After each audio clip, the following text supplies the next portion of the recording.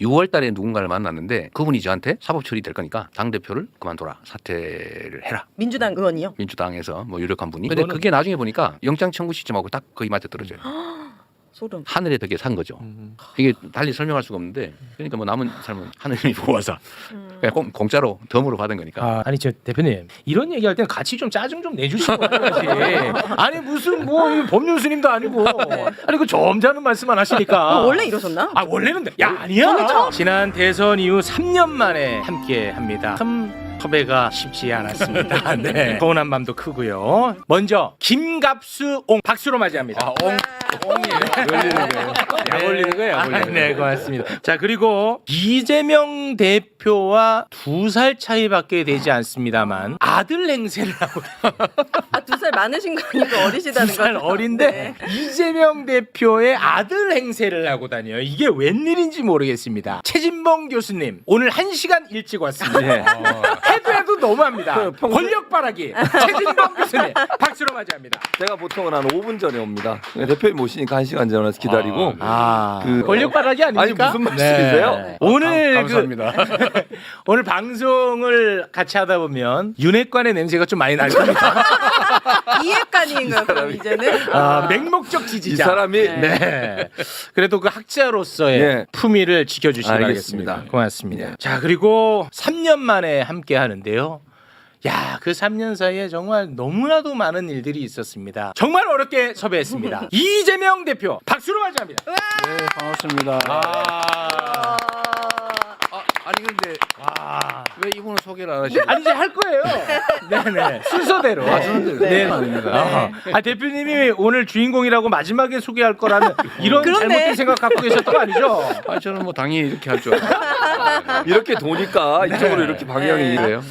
자, 아무튼 3년 만에 네. 함께해서 아주 반갑습니다. 신엄마 부대 오윤혜 대표님 박수로 맞이합니다. 반갑습니다. 저는 권력욕 없습니다. 궁금한 거 대표님 만날 기회가 너무 없기 때문에 없어. 오늘 많은 질문 쏟아내 보도록 하겠습니다. 네. 이재명 대표 만난 감회를 다 한마디씩 하는데 나도 보탤까요? 한 마디. 네. 뭐 한 말씀 하시죠. 우리 같은 사람이 DJ 때 그랬거든. 네. 정치에 관심도 없고 하지도 않지만 매일 DJ에 대한 오해를 변명을 하고 살아야 됐던 시절이 있었어요. 네. 그러다 세월 지나 이제 이재명 대표에 대해서 우리는 진실을 알고 있는데 말도 안 되는 걸 붙여서 온 세상이 막 떠들고 종편에서 그 정말 기가 막혀요. 그래도 저번 대선 치른 이후 한 3년여가 이제 가까워지는데 그동안 많이들 이제 진실을 알게 된 거예요. 여전히 그런 사람들은 그러지 정략적으로. 그러나 그냥 평범하게 정치 무관심 속에 일상을 사는 사람들 중에는 야 이게 이렇게 억울하게 사람을 뒤집어 씌운 거구나. 네. 그게 많이 나와져서 정말 다행하고 네. 기쁜 일이에요. 죄송한데 저 그런 역할은 최진봉 교수.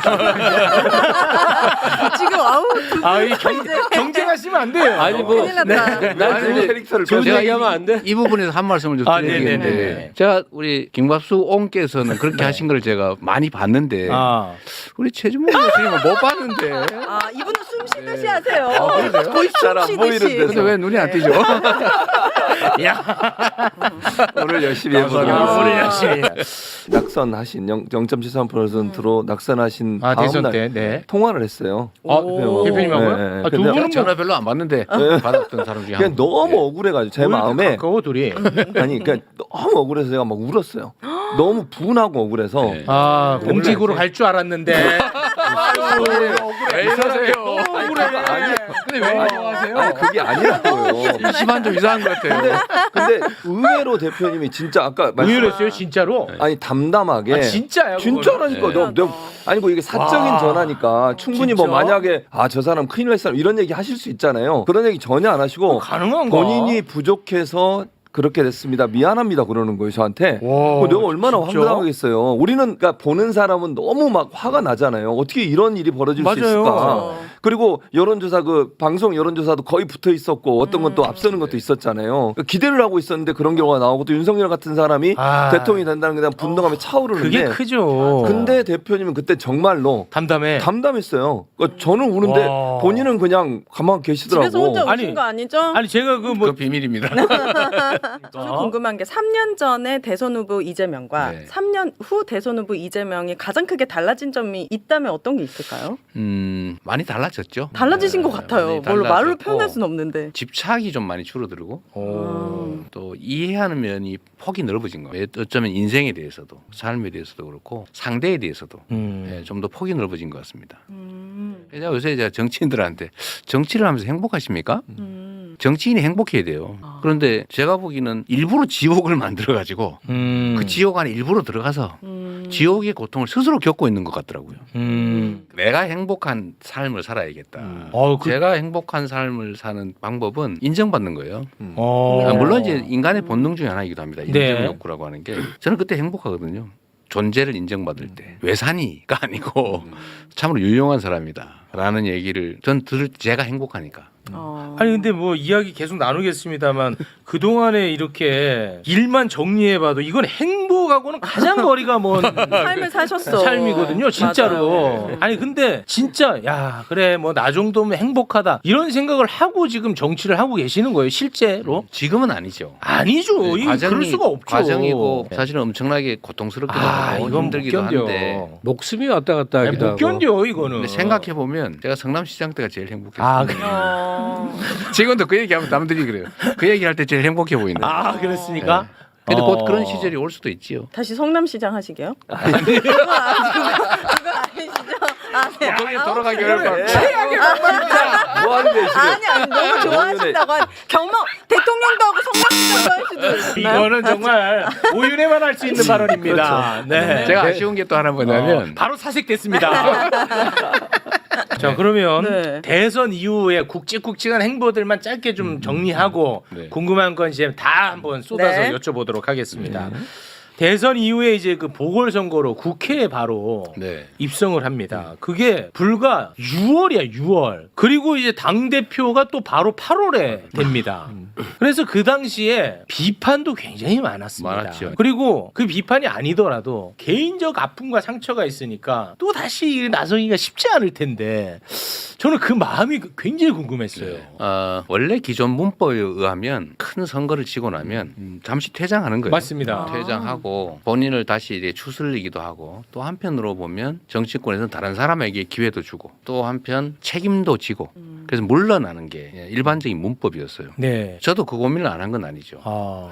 안 한 건 아닌데 제가 생각했던 거는 일단 윤석열 후보한테 졌는데 결코 잘할 것 같지가 않아요. 아. 매우 위험한 상황인데 저는 역사책을 꽤 많이 보는 편인데요. 네. 전략서라든지 심리학 뭐 이런 걸 책을 좀 많이 보는 편인데 이게 대규모 전쟁에서 지고 난 다음에 그 이긴 쪽이 잘하면 다행인데 만약에 그 국가나 공동체를 제대로 이끌어가지 못할 때 상대 진영이 완전히 지리멸렬해 버리면 큰일 나는 수가 있다. 큰일 나죠 실제로. 그런데 이게 원래 큰 전쟁에서 진 군대, 예를 들면 세력이죠. 세력은 그야말로 4분 5열 지리멸렬합니다. 근데 그 핵심적인 이유는 지휘관이 사라졌기 때문이에요. 후퇴를 잘해야 돼요. 그 다음 전쟁도 남아 있는 거잖아요. 끊임없이 경쟁하고. 근데 제가 물러서서 저도 우아하게 막 해외 유학하고 이랬으면은 뭐 저는 뭐 보존했을지 모르겠는데 과연 이 진영이 유지될 수 있을까? 몇 년간에. 그래서 저는 이 대오를 유지하는 게 중요하다고 생각했어요. 대오를 유지하고 신속하게 재정비하고 다음 지방선거도 사실은 있고 그다음 총선도 있고 그다음 또 많은 전쟁이 벌어지는데 물러서 있는 게 과연 우리 진영 전체에 도움이 될까? 엄청난 비난이 쏟아질 걸 감수하고 현실적으로 논의도 많이 했죠. 네네네. 참모들. 그때 반대하는 사람이 훨씬 많았어요. 압도적으로. 아 측근들이요. 네, 소위 측근 뭐 참모라고 부르는 분들이. 그렇습니까? 그래서 결국은 뭐 떠난 분도 있죠. 아 그랬나요? 네, 지금 지다고 생각해 보면 잘 판단했다는 생각이 들어요. 아 결과론적으로는 그래 보입니다. 네. 네. 그래서 지방선거도 저는 경기도라도 건질 수 있었던 게 어쨌든 우리가 전선을 다시 구축해서 맞섰기 때문이 아닐까. 원래 전면하잖아요. 대통령 선거를 이긴 쪽이 몇 달 만에 선거를 몇 달도 아니죠. 취임 한 달 만에 치는 바로 했으니까요. 100% 진다고 봐야 됩니다. 네. 사실은 객관적으로 보면 조금 건진 편이에요. 예상보다는. 근데 어쨌든 당대표 선거도 그렇고 저는 우리 나름의 새로운 문법으로 필요한 일을 하자라고 결정했는데 하여튼 비난 많이 받았습니다. 네. 비난할 만했어요. 네. 그리고 이제 시간이 흘러 2023년 9월이 옵니다. 이때 이제 어마어마한 큰 사건이 있어요. 뭐냐? 대북 송금 혐의, 위증교사 혐의 등으로 검찰이 구속영장을 또 청구를 합니다. 근데 국회에서 이제 체포동의안 표결을 해야 되지 않겠습니까? 네. 표결을 했는데 굉장히 충격적 결과가 나왔어요. 민주당에서 대거 이탈표가 발생하면서 오. 체포 동의안이 통과가 돼버린 거야. 아 체포해라. 체포해라. 해도된다. 근데 민주당 의원들도 우와. 우리 이재명 대표 좀 빨리 잡아가세요. 진짜요? 어머. 아이고 우리도 보기 싫습니다. 이겁니다. 어. 이 언어로 표현하자면 네네네. 당 대표인데 네. 야 이 어느 정도 대인의 풍문인지 한번 그 왜 이렇게 짜증을 내요? 짜증나죠. 그럼 이게 뭐 하는 짜증이야. 가만히 집안- 계세요. 집안의 어른을 그렇게 예. 막 아, 그랬구나. 지금 이게 좀 대인의 되는 풍모 거예요? 지금 여기서 체크 들어갑니다. 그때 인간 이재명 네. 솔직히 어땠습니까? 솔직하게 뭐 예상한 일이었어요. 이걸 예상하셨죠. 네, 왜냐하면 왜냐하면 1차 때도 그랬으니까 1차 때 약간 조짐이 있었죠. 놀라운 일이 벌어진 거죠. 그렇습니다. 상당수가 와. 찬성을 했다는 거예요. 와 이거는 진짜 인간적으로 충격 많이 네. 받았을 것 같아요. 아, 인간적으로. 그때 1차 때 약간 제가 충격이었죠. 아 그때 충격 1차 받았죠. 때. 와 그건 왜냐하면 충격이야. 찬성한 사람이 최소 20몇 명 정도 되는 것 같고 와 이거 충격. 그다음에 기권은 반대가 아니고 기권 내가 언제든지 바꿀 수 있다 이렇게 한 게 한 열 몇 명 정도 1차 때 대충 한 40명 가까이 숫자가 이제 보이잖아요. 계산해 보면 저렇게까지 심하게 와. 이제 그런 생각이 들었는데 그때 안 되니까 바로 이제 2차 다시 시작을 한 거잖아요. 또 뭐 쳤죠. 다른 거. 네, 다른 걸로. 이것저것 그거를 이제 그쪽 타이밍을 본 거고 다시 구속하기 위해서 아 검찰이요? 검찰이. 네, 그런데 저는 뭐 어차피 수사에 뭐 계속 하는 거니까. 네. 근데 저는 이게 언제 할까? 그거야 뭐 지들 편한 대로 아무 때나 제일 유리한 시점을 골라 할 텐데 뭐 언젠간 할 줄 알았던 거죠. 그런데 딱 그때 표결을 했는데 가결되겠다. 왜냐면 그 전에 제가 들은 얘기가 있거든요. 그 검찰이 수사하는 과정에서 벌인 일, 그 타임 스케줄에 따라서 한 일 이런 것들하고 당내에서 이렇게 저렇게 움직이면서 나한테 비공식적으로 요구한 거, 협상으로 제시한 거 이런 걸 맞춰 보니까 아 이미 다 짜고 한 짓이거든요. 누구와 누가 짜요? 당내 일부하고 검찰이요? 거의 비슷하게 맞춰져 있더라고요. 에? 이거 너무 아니 뭐 충격적인. 짰다는 그 증거는 없고 아 그러니까 그렇게 이제 추측이지. 추정하신다는 거죠. 이렇게 연관성이 있어요. 타임이. 아니 민주당이 예를 들면 6월 달에 누군가를 만났는데 그분이 저한테 사법 처리될 거니까 당대표를 그만둬라. 그만두지 않으면은 뭐 일이 생길 것 같으니까 본인을 위해서나 당을 위해서나 사퇴를 해라. 민주당 의원이요? 민주당에서 뭐 유력한 분이 유력한 분이. 그렇게 얘기를 해서 너무 충격. 근데 시점도 정해줬단 말이에요. 언제까지 와 이렇게. 시한을 주고. 네. 와, 야 근데 이거는. 그게 나중에 보니까 영장 청구 시점하고 딱 거의 맞아 떨어져요. 소름. 이거 뭐야? 이게 다 이렇게 나중에 알게 된 사실인데 그때는 추측만 했지만 나중에 거의 확신하게 된 거죠. 그리고 그때 당시에는 내가 그걸 거절했기 때문에 사퇴하면은 봐준다. 네. 사퇴 안 하면은 영장 동의해서 구속시킨다. 시킨다. 그래서 저희는 그럼 구속되면은 내가 옥중에서라도 내가 사퇴하지 말아야지 뭐 이런 계획도 다 짜고. 와 대단하시다 진짜. 파워 진짜. J 스타일. 아니 그러니까 진짜 대단하셔. 개명. 그거를 이제 왜냐하면 A안 B안 네. 만약의 경우에 안 다 해놓고 우리 최고 지도부들하고 다 의논해서 네. 의논해서 비상사태가 벌어질 가능성이 높으니 그때는 이렇게 하자 뭐 이런 거 다 해놓고 했는데 뭐 가결된 거죠. 예상한 대로. 아. 다만 제가 그때 약간 정무적인 것들이 있는데 반대할 거냐 찬성할 거냐 그러면 가결을 해달라 이렇게 공개적으로 요구를 해서 그럼 부담 없이 가결을 해서 넘어오면 법원에서 영장이 기각될 가능성이 좀 높아지죠. 왜냐하면 국회가 내가 요구해서 가결한 거니까.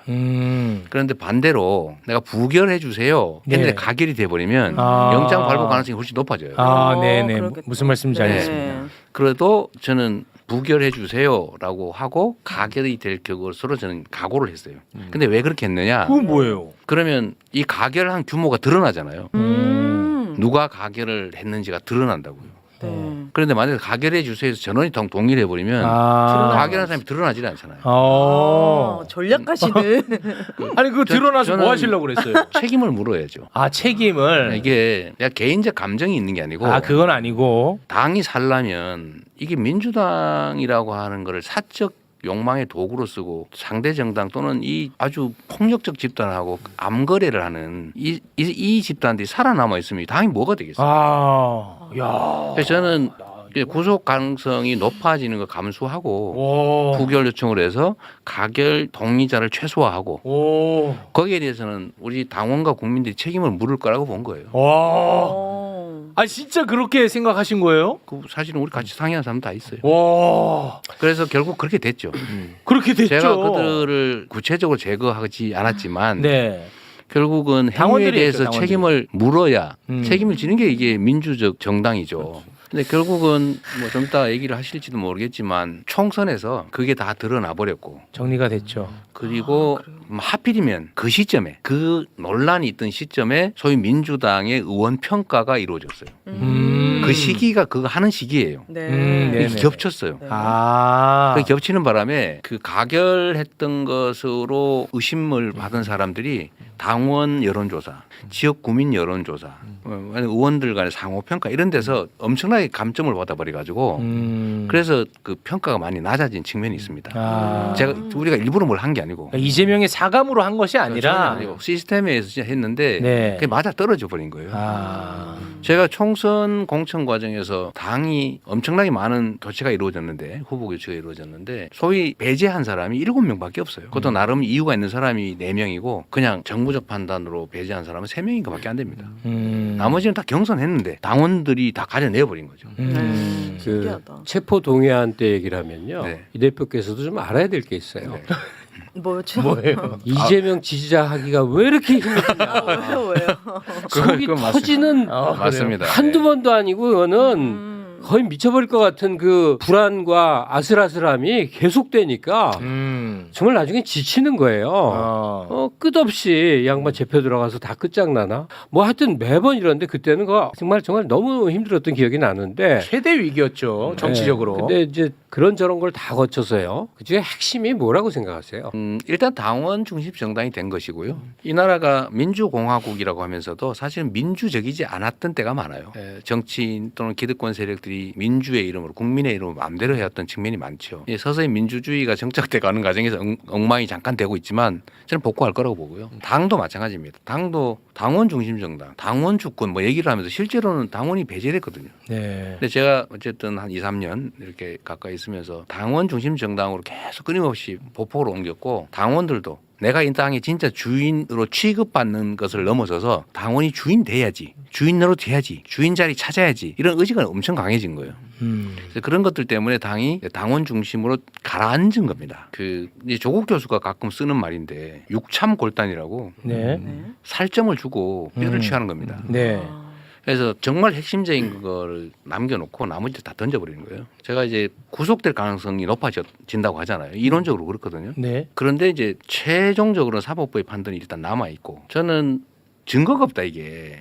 아니 제가 얼굴도 모르는 사람한테 100억 주라 그래서 그 사람이 덜렁 그 돈 욕심 많은 분이 100억을 아무 이익도 없이 줬을 리가 없잖아요. 북한에다가요. 네. 네. 어쨌든 그게 핵심인데 아무런 증거도 없고 형식적 증거도 없으니까 그래서 이거는 가능성은 여전히 남아있지만 높긴 하지만 남아있고 대신에 이걸 덮어버리고 하면 영영 죽는다. 잠깐 내가 편할지는 몰라도 이걸 덮어서 타협해서 그들이 다 그 안에 숨어서 민주당의 여전한 권력을 갖고 있으면 네. 총선은 어떻게 할 거며 네. 그다음에 저 윤석열 저 정권을 상대로 어떻게 대오를 유치해서 싸울 수 있겠냐. 불가능하잖아요. 네. 그래서 어쨌든 이걸 정리를 안 하면 결국 죽는다. 잠시 살다 사거리 다 전멸하는 수가 발생하기 때문에 그 가능성이 높더라도 위험을 감수하는 대신에 저쪽을 드러내면 당원들이 골라낼 거고 그러면 제가 일시 제거되더라도 당은 산다. 총선에서 이긴다. 결국은 그런데 제가 생각했던 것보다 더 좀 큰 사람 같네요. 뭐야 이제 3명이서. 요거는 진짜 내가 상상하지 못했던 이야기예요. 그러네요. 야, 근데 그때 구속될 것을 염두에 두고도 그런 판단을 했다는 것은 진짜 각오하고 한 거죠. 대단하시네요. 근데 뭐 어찌됐든 결과적으로 법원에 의해서 또 제동이 걸렸죠. 뭐 좀 이상한 표현인데 항상 그 기적 같은 결과가 나타납니다. 원래 그러죠. 흔히는 기적 같은 일이 자꾸 쌓여서 결국은 기적이 벌어지죠. 그리고 또 2024년 1월에 이 얘기는 뭐 길게 하지 않겠습니다. 왜냐하면 우리 대표님에게도 진짜 트라우마일 수도 있고 또 보시는 분들도 또 트라우마일 수도 있으니까 네. 김진성으로부터 이제 피습을 당했습니다. 김진성은 이제 대법에서 이제 15년 선고 받았고, 근데 저는 그 자체도 굉장히 상처를 많이 받고 충격적이었겠습니다만, 저는 지금도 이건 정말 대한민국 언론이 너무 잔인하다고 생각했던 게 사람이 진짜 죽을 뻔한 겁니다. 이거는 진짜 죽을 뻔한 거야. 그런데 대한민국 언론은 특히 특혜 시비로 다 뒤덮었어. 이재명의 헬기 이송 특혜 시비. 당사자가 나였다면 와 나는 정말 너무 외로웠을 것 같아요. 야 내가 이 지경인데도 그러니까. 나를 또 공격하네. 와 이거는 진짜 내가 오갈 데 없구나 이런 생각이 들 것 같거든요. 네. 어떠셨습니까? 전 뭐 맨날 당하던 일이라. 아니 근데 이건 너무 심하잖아요. 그러니까요. 이거 너무 심하잖아. 아니요, 뭐 저는 별로 그렇게 생각 안 했어요. 그렇습니까? 그 전에도 뭐 수없이 반복됐던 일이어서 또 그러네. 제가 구직을 해명하거나 그러지 않았고 그거보다는 제 자신이 많이 변한 것 같아요. 이게 죽을 뻔한 건데 네. 오히려 나머지 삶이 덤이다 이런 생각도 좀 들고 그 순간에 전 죽는다고 생각했거든요. 예, 그렇습니까? 찔려서 누워서 갑자기 퍽 해서 그 순간 느낌이 없으니까 맞았나 보다 이렇게 생각하고 넘어져서 목을 잡고 있는데 대표님 뜨뜻한 게 자꾸 흘러내려요. 찔렸구나. 근데 목을 찔려서 피가 막 흘러내리니까 보통 죽는 거잖아요. 그럼요. 영화 장면도 있고. 그럼요. 그래서 제가 이거를 옆에 있던 사람 보고 세게 눌러라. 지혈을 어쨌든 해야 되니까. 이렇게 무릎으로 이렇게 누르고 있었는데 근데 이러면서 하늘을 쳐다보니까 그렇게 하늘이 맑아. 그래 맑고 저게 곧 내 시야에서 사라지겠지. 사라지면 내 삶도 이제 끝나는 거겠지. 이 생각을 하고 있다 이제 가족들 생각도 좀 나오고 한참인데도 안 사라져요. 하늘이 네. 이거 살 수 있는 거 아니야? 그러면 그 생각이 또 들면서 이렇게 그래서 그 순간이 그 짧은 시간이긴 하지만 한 뭐 1, 20분 정도 죽는구나. 근데 그 순간 정말 온갖 생각이 다 이제 드는데 그 후에 병원에 있으면서 든 생각들이 인생을 많이 반추하게 됐죠. 목숨을 잃을 뻔했던 게 정말 많은 성찰 또는 뭐 앞으로 살아갈 인생에 대한 뭐 깊은 생각 뭐 이런 것들 많이 하다 보니까 많이 너그러워졌어요. 내 삶에 대해서도. 이제 남은 건 진짜 덤이다. 너무 법륜스님. 아니 작년 초 그 칼테러는 어떤 일이냐면 그야말로 그냥 물리적으로 죽을 뻔한 그냥 그 자체 일이잖아요. 맞습니다. 그럼 정상적인 정부요. 제1당의 압도적 다수를 가진 당수의 생사가 오간 일이라면 한 150명, 200명 구매의 특별수사본부를 차려서 요란하게 해줘야 이재명을 따른다는 사람들의 마음을 위무할 수 있었을 거예요. 국가에 정부에도 좋고 대통령한테도 좋고. 근데 정말 말도 안 되게 무시해버렸죠. 맞습니다. 그 결과가 뭘까? 이재명을 열심히 지지했던 사람들에게는 생사를 같이 넘나든 동지애가 생긴 거예요. 분노, 울분 뭐.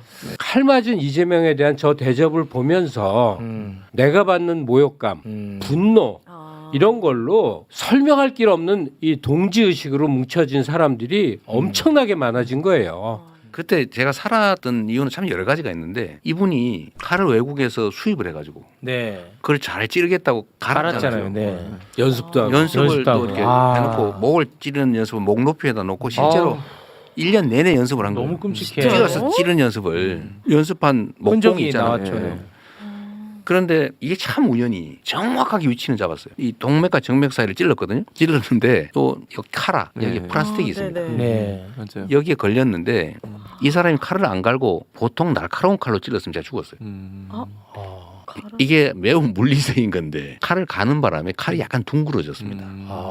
이렇게 날카롭지 않고 이렇게 된 거예요. 양날이 이렇게 약간 둥글게 이러면 잘 안 들어가요. 그래서 원래 군용 단검은 정확하게 일직선으로 되어 있습니다. 그래야 잘 들어가요. 그러니까 이 사람이 잘 주의했다고 가는 게 실패의 원인이에요. 그리고 여기 정확하게 카라에 찔렸고 하늘의 덕에 산 거죠. 이게 달리 설명할 수가 없는데 그러니까 뭐 남은 삶은 하느님이 보호하사 그냥 공짜로 덤으로 받은 거니까 그러니까 이제 여유가 더 많이 생긴 측면도 있습니다. 아니 저 대표님 이런 얘기할 때는 같이 좀 짜증 좀 내주시고 하셔야지. 아니 무슨 뭐 이 법륜스님도 아니고 아니 그 점잖은 말씀만 하시니까 원래 이러셨나? 원래는 아니야. 저는 처음 원래는 발끈했죠. 사이다 아니냐 사이다. 그러셨어요? 난리 났었어. 발끈하죠. 난리 났었다고. 어쩔 수 없어. 어쩔 수 없어요. 나이도 나이예요 아니면 자리예요? 지금 위치가 둘 다. 그래서는 안 되지. 어떻게 그래? 둘 다. 그 사이다 맛이 없어. 그래요. 저는 정치를 시작하면서부터 다짐을 한 게 있는데 제가 시민운동을 하다가 구속된 일이 있어요. 그 파크뷰 특별기 분양 사건이라고. 네. 그게 소위 검사 사칭 네네네. 했네 말했네 하는 건데 그걸로 제가 내가 부정부패를 추적하는 PD를 인터뷰해줬다가 참 이거 황당하다라고 네. 생각을 해서 제가 대학원을 간 거예요. 구조를 좀 이해해보자. 네. 그래서 나름 이제 공부를 2년 6개월 했으니까 이해하게 됐죠. 네. 그래서 그 후로 제가 다짐을 한 게 뭐냐면 일단 업자를 만나지 않는다. 아. 차도 마시지 않는다. 접촉하지 않는다. 이게 원칙을 정했어요. 네. 의심을 받으니까. 아. 제가 CCTV 달았잖아요. 시장실에. 제가 그 돈 받는 장면을 뭐 찍기 위해서 한 게 아니에요. 업자들한테 경고한 겁니다. 아, 오지 마라. 시장이 되고 나니까 뭐 저를 면담하겠다는 사람이 그렇게 많아요. 아, 그래요? 뭐 아버지 어릴 때 뭐 제 어릴 때 아버지 친구인데 뭐 꼭 봐야 되겠다부터 시작해가지고 이 만나니까 뭐 대장동 그 민간 허가 내주면 안 되겠니? 내가 아버지하고 뭐 했는데 막 이런 얘기 하잖아요. 그또 어느 날 보니까 어떤 사람이 저를 만나더니 책 두툼한 걸 딱 주는데 보니 책 두께가 좀 이상하게 두꺼워서 열어봤더니 봉투가 들어있는 거예요. 그래서 제가 돌려줬어요. 근데 그때 한명숙 총리 재판을 하고 있었습니다. 아. 의자가 받았네 만에 막 그 재판하고 네네네네네. 있었잖아요. 네. 제가 법률가인데 이거를 만약에 이 친구가 나중에 가가지고 실제로는 나한테 줬다 내가 돌려줬는데 혼내고 그때 제가 3천만 원 줬는데요. 이래버리면 꼼짝 못하죠. 증명을 할 길이 없잖아요. 아. 내가 500만 원이었는데 돌려줬습니다. 증거가 없잖아요. 네. 그럼 그 사람 말대로 되는 거예요. 어. 만난 것도 사실이고 만날 이유도 있었고 실제로 나한테 이렇게 밀어줬던 게 사실이니까. 네네네. 그래서 너무 무서워서 나한테 그런 짓 아예 생각도 하지 마라. 내가 다 찍어놓는다. 아. 그래서야 CCTV를 달았던 겁니다. 그걸 달아놨더니 달고 이제 언론에 그걸 냈더니 면담 신청이 확 줄어들어요. 아, 실제로. 네. 그래요. 그러니까 저한테 뭐 돈을 줬다는 사람들이 없잖아요. 네. 그 터무니없는 사람이 100억 줬다는 사람이 하나 있긴 한데 최소한 돈 줬다는 사람은 없는 거예요. 다른 걸로 배임을 했느니 뭐 네네네. 이런 걸로 이제 엮는데 그래서 저는 나름 정말 관리를 열심히 잘해 왔는데 지금 저를 뭐라고 공격하냐면 저 사람이 너무 치밀해가지고 증거를 확실하게 숨겼기 때문에 그거 웃겼죠. 증거가 없다. 그거 웃겨. 지금 이렇게 지금 저를 공격하잖아요. 아, 그러니까. 악마다 저거 분명히. 맞습니다. 저게 분명히 뿔을 어딘가 숨기고 맞아요. 있는데 너무 잘 숨겨서 안 네. 보인다. 지금 그러잖아요. 진짜 영화 같은 대선이었어요. 왜냐하면 대장동 대선이었잖아요. 네. 그런데 처음에는 다 이재명이 대장동 범인인 줄 알았어. 근데 들여다볼수록 아니야. 윤석열이 나오는 거야. 아니 진짜 이건 너무 영화 같잖아. 부산저축은행 수사무마. 네. 그것도 박영수 나와, 박상도 박영수. 나와. 와, 국민의힘 사람들. 이게 더 웃기는 거는 우리가 특검하자 그랬는데 네. 맞아요. 그쪽이 특검을 안 하면서 특검 거부한 자 범인이라고 현수막 붙이잖아요. 왜 그래? 아니 그 진짜. 토론할 때 네. 그 이재명 후보가 바로 제안을 했습니다. 윤석열 후보에게 어느 쪽이 이기든 누가 하자고. 대통령이 하자. 되더라도 네. 하자고. 아 이거는 이제 우리가 진실을 밝히자. 답을 안 해. 답을 안 해? 답하십시오. 5번 물어봤어요. 답을 안 했어 결국. 근데 왜 뽑아준 거예요? 그런데 다 이재명이 수사를 피했다고 얘기를 해. 그러니까요. 대장동 제가 때문에 거부했다고. 졌잖아요. 자, 굉장히 뭐 슬프고 힘든 이야기를 좀 했는데 네. 그나마도 이제 좀 밝은 이야기가 아, 그런 게 있어요? 있죠. 2024년 4월 10일 총선 압승. 총선. 아. 이거는 그래도 굉장히 그 밝은 뉴스고 그리고 돌이켜 보니까 이 날이 얼마나 중요한 맞아요. 날이었는지 정말 국민께 감사하다. 맞습니다. 네. 이때 이런 결과 안 나왔어 보십시오. 끔찍합니다. 끔찍하죠. 끔찍해. 네. 깊은 이야기는 뭐 이 정도로만 하겠습니다. 그리고 이게 의석수만의 일이 아니었던 게요. 국회 효능감을 이것 22대만큼 느껴본 적이 없다는 게 태반입니다. 22대 구성원들의 그 견결함 때문에 세상을 바꿔놓는 이런 모습이 다 있구나. 저는 그거 좀 자랑 좀 할 필요가 있어요. 진짜로. 아마 대한민국 국회 역사상 이렇게 열심히 일하는 국회 처음입니다. 작년에 우리가 선거 끝난 후에 이제 5월 며칠 날 아마 임기가 시작됐을 텐데요. 지금 해외에도 거의 안 나가고 네. 소위 7, 8월, 1, 2월은 다 휴직이라고 해서 네, 원래 네. 국회를 열지 않아요. 네. 그 평소에도 거의 본회의 하지 않아요. 그런데 지금 국회가 지금까지 선거 후에 쉬지 않았어요. 맞습니다. 계속해서. 쉬지 않고 계속 정말 전력 질주해 온 겁니다. 네, 맞습니다. 그래서 대한민국 역사상 처음으로 국회에 대한 국민의 신뢰도가 40%를 넘었어요. 오. 원래 그전에는- 10%대였어요. 아 원래 오. 10%. 아 그랬어요. 꼴찌인데 얼마 전에 조사한데 44%인가 오. 국회를 신뢰한다. 그런데 그 솔직히 여당 때문은 아니거든요. 그렇죠. 거기 지금 완전 그렇잖아요. 판인데. 네. 우리 야당 쪽의 역할 때문일 텐데 국민들이 볼 때 정말 열심히 하고 있는 거예요. 네. 정말로 열심히 하고 있고요. 특히 지금 노익장을 과시하는 분들 계시잖아요. 네. 이분들이 옛날에 자기들이 그렇게 국회 활동을 했는지 적이 없대요. 오. 아, 아, 그분들도 그렇게 네, 말씀하십니까? 말씀하세요. 오. 너무 열심히 또 하세요. 오. 초선처럼. 오. 당내의 분위기, 야, 국회 안의 분위기가 분위기가 있구나. 완전히 바뀐 겁니다. 우와. 아. 그래서 요즘 그런 데잖아요. 초선 국회의원들이 다선 의원들한테 원래 국회 이래요? 아. 처음이야. 우리도 처음 겪어봐. 이렇게 얘기하는 아, 너무 감사하죠, 진짜. 그쵸. 정말 열심히 하고 아, 너무 감사하죠. 공직자가 어떻게 하느냐에 따라서 그 나라 운명이 바뀝니다. 맞습니다. 아유, 너무 감사한 일입니다. 그렇죠. 진짜. 맞아요. 네. 자, 그렇게 이제 총선 이야기는 정리하고요. 네. 이 좋은 일은 제가 길게 얘기하는 거 싫어하거든요. 네. 네. 넘어갑니다. 시간이 좀 많이 흘러서 네. 바로 이제 그 12월 3일 비상계엄으로 좀 들어가 보겠습니다. 근데 뭐 지금 다 드러났죠. 윤석열이가 영구 집권 하려고 했던 거잖아요. 끔찍합니다. 영구 군정을 하려고 했죠. 영구 군정. 군인에 의한 통치를 하려고 했죠. 진짜 끔찍한 일이 기적에 기적이 더해지고 맞습니다. 우연에 우연이 더해지고 그리고 국회의원들, 대표님, 시민들이 하나가 돼서 이거를 막아낸 거 아니겠습니까? 그렇죠. 아, 개엄 다음 날 위대한 역사입니다. 위대한 역사입니다, 진짜. 매부쇼 실시간 동접자가 105만 명이었어요. 아, 다음 날 그랬잖아요. 네, 진짜 맞습니다. 너무 105만 많은 국민들이 너무 놀라가지고 맞아요, 매부쇼로 맞아요. 쫓아오고. 맞아. 네. 아, 진짜 이거는 네, 너무 충격적이었어요. 있을 수 없는 일이 벌어졌습니다. 그래서 이 문제도 일단 계엄은 선포됐고 믿지 않았지만 할 수 있는 일은 최대한 단시간 내에 계엄 해제를 위해서 국회가 의결을 하는 거고 안 되더라도 모여서 싸워야 되고 피한다고 체포를 면하거나 할 수 있는 게 아니니까 정말로 우리 최욱 선생이 이야기한 것처럼 개개의 요인으로 따져보면 정말로 우연히 겹쳐서 이 거대한 역사를 만든 거죠. 네. 그러나 전체로 보면 결국 저는 이 내란 사태는 국민의 저력에 의해서 극복됐을 것이다. 다만 얼만큼 시간이 걸렸을까? 얼마나 많은 피를 흘렸을까? 아우. 얼마나 많이 망가진 다음에 복구되었을까? 이제 이거만 남는 거죠. 저는 우리 대한민국이 매우 건강한 신체라고 보는데 누군가가 노상강도한테 당한 것처럼 칼에 찔렸잖아요. 네. 깊이 찔릴 수도 있고 얕게 찔릴 수도 있고 찔리지 않은 상태에서 방어할 수도 있는데 그러나 결국은 그 노상강도 정도는 극복할 거다. 마치 병에 걸린 것처럼 갑자기 전염병 걸린 것처럼 열은 나겠지만 결국 싸워서 이겨냈을 거라고 저는 믿어요. 다만 최대한 단시간 내에 희생을 최소화하고 극복하는 게 우리의 과제인데 결국 정치인들이라고 하는 저 민주당 당 국회의원들 또는 국회 야당 의원들이 제일 먼저 책임져야 되잖아요. 네. 국민들이 막는 거는 의무는 아니잖아요. 네네네. 우리는 의무잖아요. 네. 그래서 최선을 다한 거죠. 아. 근데 정말로 다행스럽게도 유혈 충돌 없이 수습된 겁니다. 진짜 정말 너무- 하나님이 보호하사예요. 너무 감사하죠. 요새 우리 애국가 가사가 애국가. 가끔 또 아, 너무 감사해요. 하나님 보호하사. 대한민국 네. 정말 위대하다. 맞습니다. 하나님 보호하사.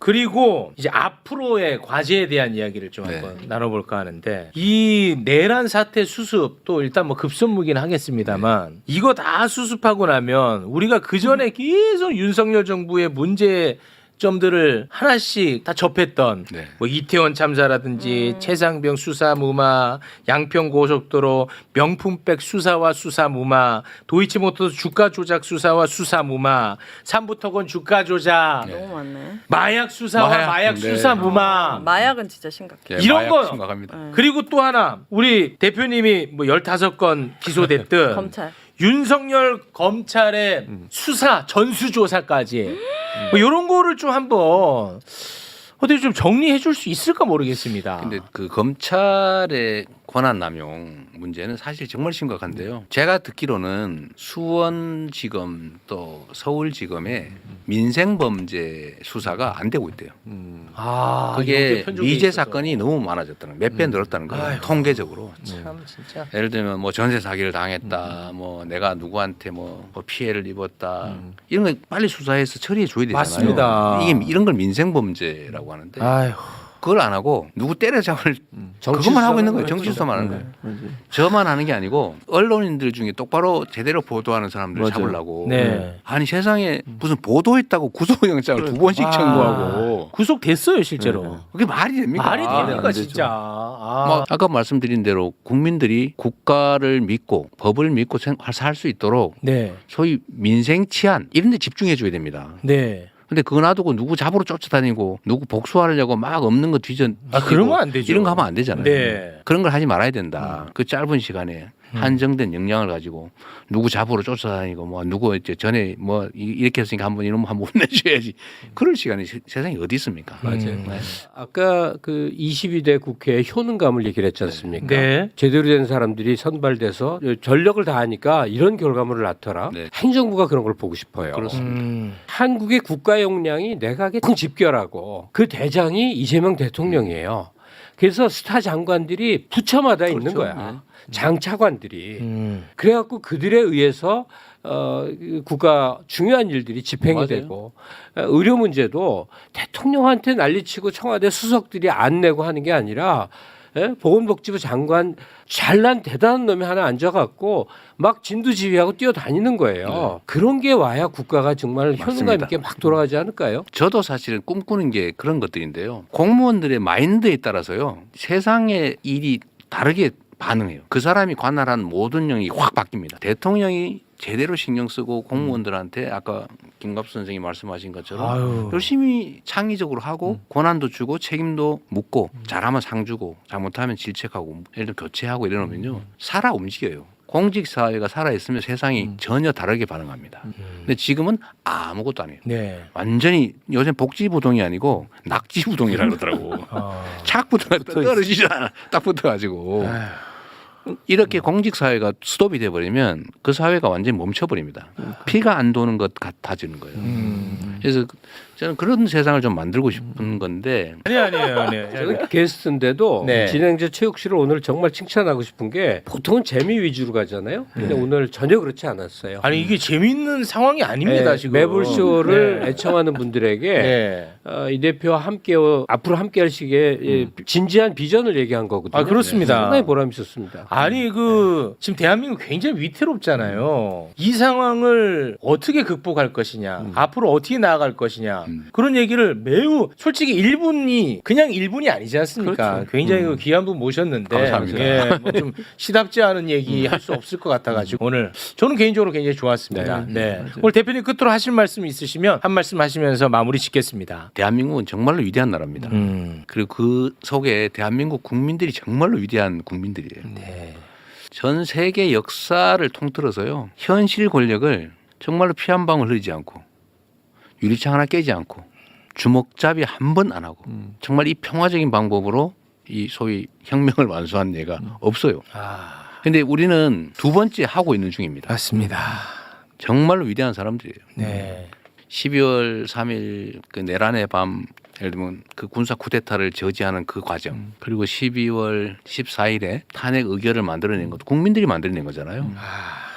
그 엄청난 에너지, 국민의 열정, 그다음 민주적 소양 이런 것들이 대한민국을 지금까지도 엄청난 새로운 역사를 세계사에서 새로운 역사를 써왔지만 앞으로도 정말로 새로운 큰 역사를 만들어 나갈 겁니다. 네. 저는 우리 국민들의 그 위대함을 언제나 믿거든요. 다만 정치가 문제죠. 언제나 얘기한 것처럼. 근데 이번에 정말 기회가 만들어지고 있는 중입니다. 대한민국 민주주의가 아니라 세계 민주주의 역사에. 그래서 이 민주주의의 모범적 사례들을 저는 전 세계에 우리가 수출하게 될 거라고 봐요. 엄청난 힘으로 파급될 거예요. 그게 우리의 힘이죠. 대한민국은 민주주의 아마 메카가 될 겁니다. 네. 또 문화의 메카가 되겠죠. 저는 그게 우리가 만들어야 될 대한민국의 새로운 모습이라고 생각하죠. 네. 그렇게 될 거라고 봅니다. 네. 그리고 알겠습니다. 그 중심에는 민주당과 민주당 대표이신 이재명 대표가 있어요. 그 아첨하지 마세요. 아니, 아니 실제 그렇잖아요. 실력주의자입니다. 아니, 그러니까 실력주의자인데. 실력 키우세요. 실력 있어요, 저. 왜 이러세요? 미국에서 교수했던 사람이야? 제가 그 실력 인정합니다. 감사합니다. 알겠습니다. 아 이재명 대표 예전에 그 사이다 맛이 없어서 개인적으로 좀 아쉽습니다만 그래도 굉장히 뭔가 좀 묵직하네요. 예전에 이 끊어버려 이런 캐릭터가 아니에요. 좀 아주 깜짝 놀랐습니다 오늘. 네. 앞으로도 이 국난을 잘 극복해 주시길 부탁드리면서 오늘 여기서 마무리 짓도록 네, 하겠습니다. 감사합니다. 함께해 주신 이재명 대표님 그리고 두 분 진심으로 고맙습니다. 감사합니다. 감사합니다.